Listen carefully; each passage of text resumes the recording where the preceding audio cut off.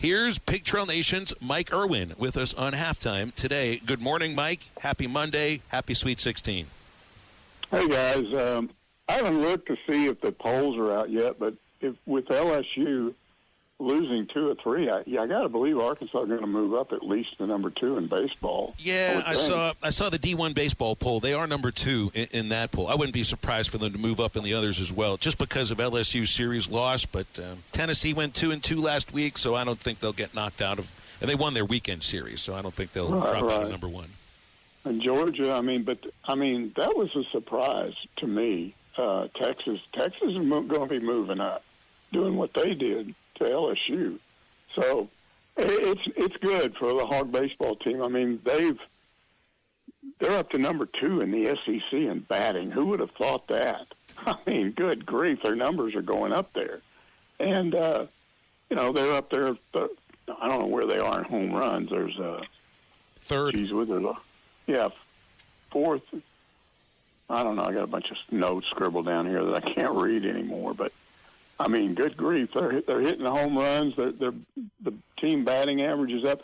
And the ERA itself is not bad. And I don't know what you guys were talking about before I came on. But, they got to be concerned about the starting rotation. But they've got so many pitchers, they've got options as to what to do with that. And it's not like Arkansas has given up too many home runs lately. That's the problem. Some of their starters have just, I don't know, I'm watching these guys, and I can't believe it. They're bringing the ball right over the plate too much. And it's not what we saw earlier. And with Gackle, it's not what we saw last year. So it's just hard to figure out what's happening there, other than you could sit here and say, well, maybe he's just not comfortable, being a starter. Maybe he's better coming out of the pen. But it's not like they don't have options. And it's not like their team ERA has gone to seed in a handbasket. They're still pretty good, Well, we got Sweet 16, though, too. You got a number 2 baseball team.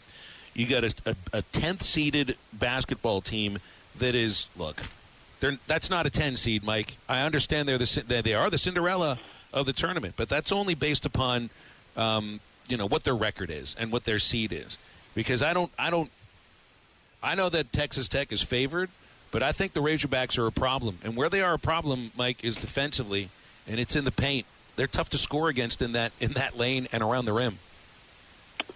Well, they've been a surprise. I mean, the CBS people have been wrong all the way down the line, even to the point of after the St. John's game, they're sitting there scratching their heads on how Arkansas won, and they kept bringing up that offensive rebound disparity.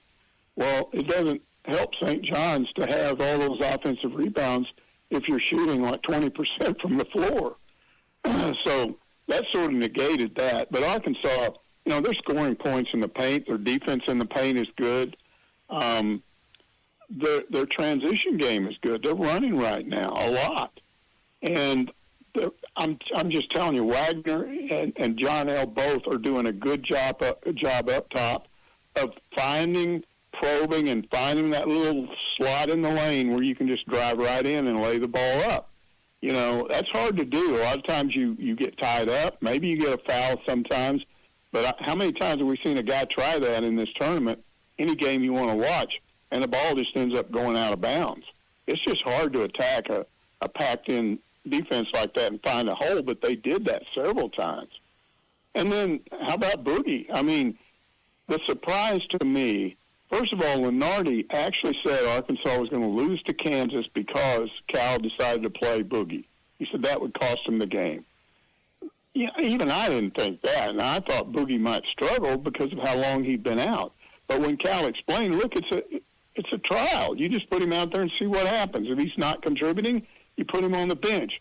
And I think he's done a great job of playing within himself and just waiting until he has a chance to contribute, whether it's an assist, because he's had a couple of really impressive assists. He's hit a few shots.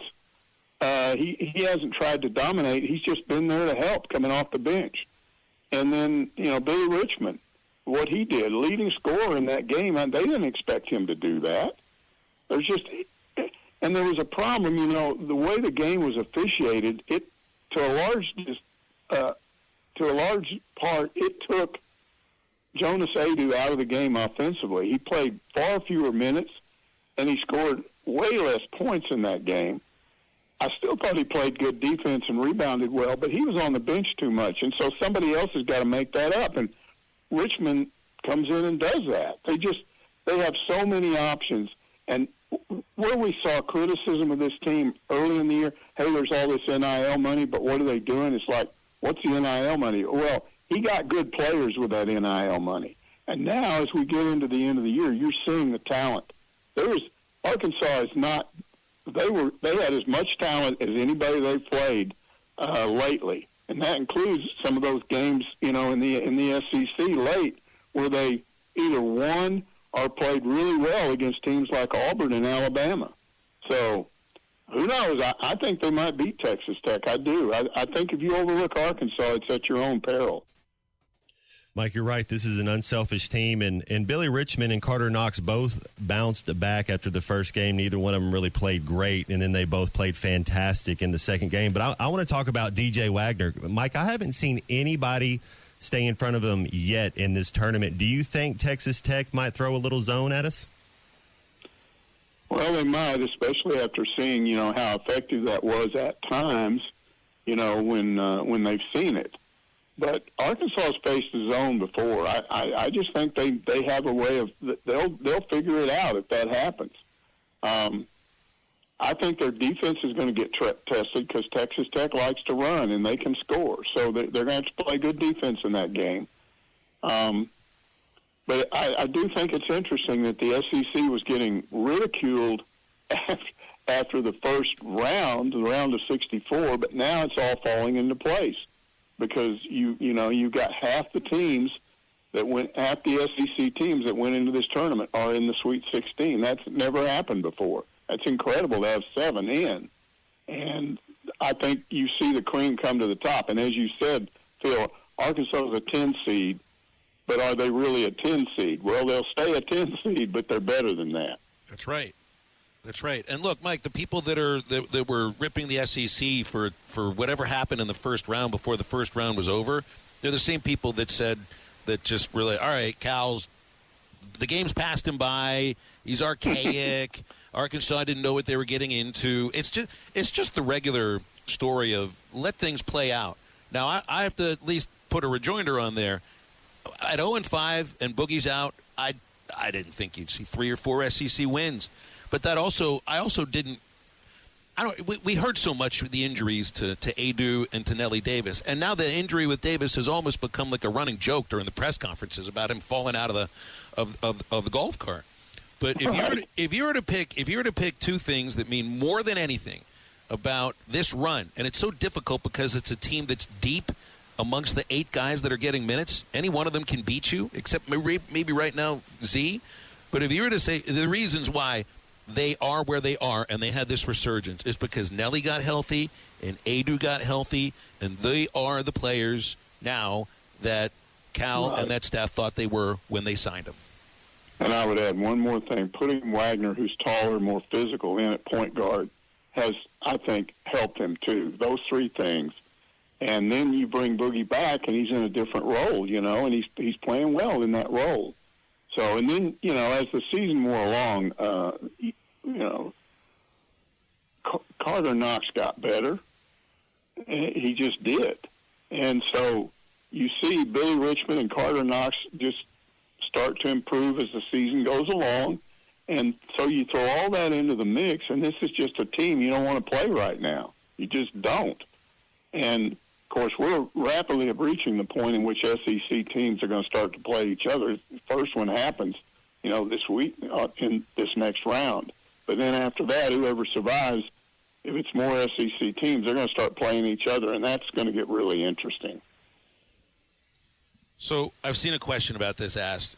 What would the season have been like if you start 0-5 and Muss as the coach? Would you be where you are right now? And I think you legitimately could end up being where you were with Muss. It would just been a different path. You remember, I forget the year it was, but they'd lost back-to-back games by blowouts. I think one of them was at LSU, and the next thing you know, they're running practice with they're holding bricks up in the air and running. I mean, he ran those guys. It's not like he took it out on them, but he tried things to make them tough, and it worked out. Cal does things a different way, and you couldn't have practiced with the bricks raised up like that because he didn't have enough players to do it. But it's like I think both of these coaches have faced this situation. It's just with Cal, he hadn't faced it before. With Muss, he had, and he got that team to the Elite Eight too.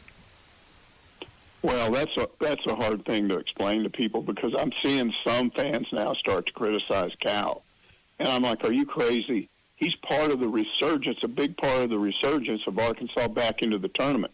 You know, there was a 25-year period or so in which through Eddie and Nolan, Arkansas was mostly in the tournament and doing well, and then we had that dry period and fans just hated it.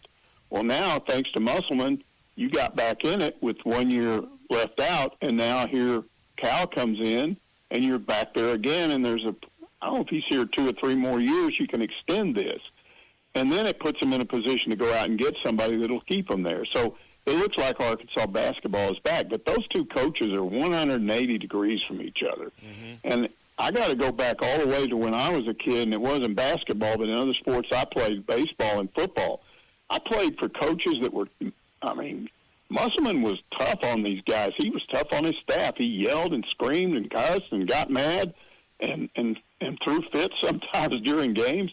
Cal's more low-key. You know, he's more instructive. He's more, he's going to keep them going emotionally. Both of those things can work. Eddie Sutton said this years ago. I remember being in a press conference, and Arkansas was getting ready to play Houston. Houston was very good, but the belief at that time was Houston was all just talent. BetOnline is the world's most trusted betting platform and your number one source for betting on all the madness. Whether you're a seasoned fan or a first-time bettor, BetOnline is your ultimate game day companion. With the largest selection of odds on everything from college basketball to a $200,000 bracket contest, BetOnline continues to be your number one sports betting source. From every Cinderella story to every hat trick, BetOnline has you covered with odds, stats, and more for every game, every play, and every win. BetOnline, the game starts here.